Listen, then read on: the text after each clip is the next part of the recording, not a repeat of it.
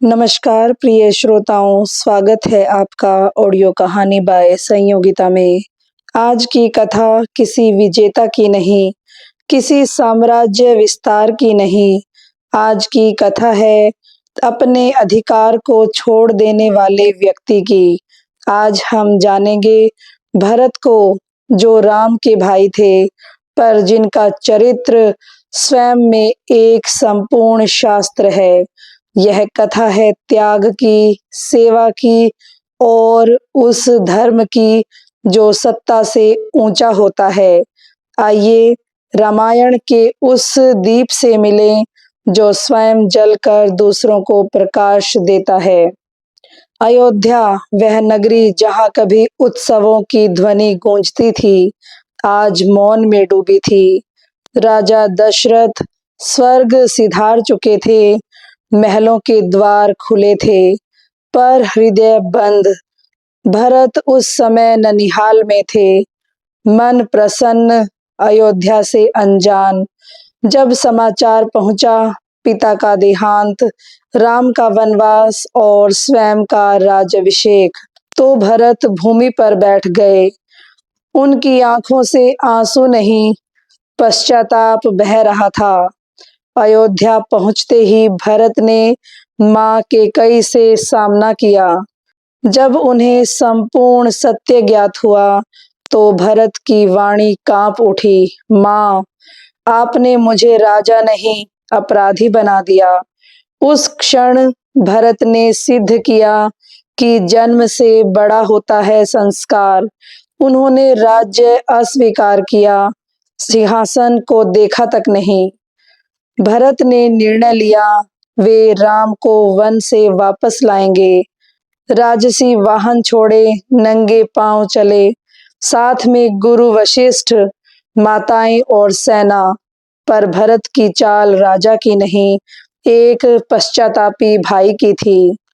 Chitrakoot one की शांति में जब भरत ने राम को देखा तो सिंहासन का उत्तराधिकारी नहीं, एक छोटा भाई भैया के चरणों में गिरा पड़ा था। भरत रोए, राम ने उठाया। भरत ने कहा, भैया, अयोध्या आपकी है, सिंहासन आपका है, मैं तो केवल आपका सेवक हूँ। राम ने धर्म की मर्यादा समझाई, वनवास नहीं टूटा। भरत ने राम की खड़ाऊं ली, उन्हें सिर पर रखकर कहा, यदि आप नहीं लौटेंगे तो आपकी खड़ाऊं अयोध्या पर शासन करेंगी। यह दृश्य रामायण का सबसे मौन, सबसे ऊंचा क्षण है। भरत राजमहल में नहीं बसे, वे नंदीग्राम गए, कुटिया बनाई। राजा होकर भी उन्होंने तपस्वी सा जीवन जिया, जटाएं धारण की, फल मूल खाए, भूमि पर सोए। राज्य चलता रहा पर अहंकार नहीं। भरत का शासन आदेश से नहीं, आदर्श से चलता था। वे स्वयं को राजा नहीं, प्रतिनिधि मानते थे। हर निर्णय से पहले राम की खड़ाओं को प्रणाम करते थे। यह शासन नहीं, यह केवल एक सेवा थी। शत्रुघ्न भरत के साथ रहे, दोनों भाई राम के नाम पर राज्य संभालते रहे। यह भाईचारा रामायण की अविचल नींव है। कहा जाता है, भरतवर्ष नाम यूं ही नहीं पड़ा। यह उस चरित्र का प्रतीक है जो सत्ता को सेवा समझता है। भरत का त्याग भारत की आत्मा बन गया।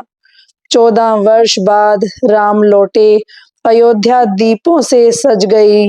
भरत सिंहासन के पास खड़े थे, पर बैठे नहीं।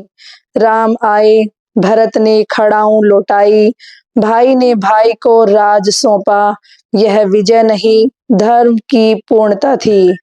भरत सिखाते हैं, अधिकार छोड़ना भी शक्ति है, सेवा ही सच्चा शासन है, धर्म पद से बड़ा होता है। भरत राजा नहीं बनना चाहते थे, पर इतिहास ने उन्हें सबसे महान बना दिया, क्योंकि जो स्वयं को छोटा करता है वही सबसे ऊंचा उठता है। अगर यह कथा आपके हृदय को छू गई हो तो इसे आगे बढ़ाइए। जुड़िए दिव्य कहानियाँ ऑडियो कहानी बाय संयोगिता के साथ। मैं हूँ संयोगिता और फिर मिलूंगी एक और दिव्य चरित्र के साथ। जय श्री राम। धन्यवाद।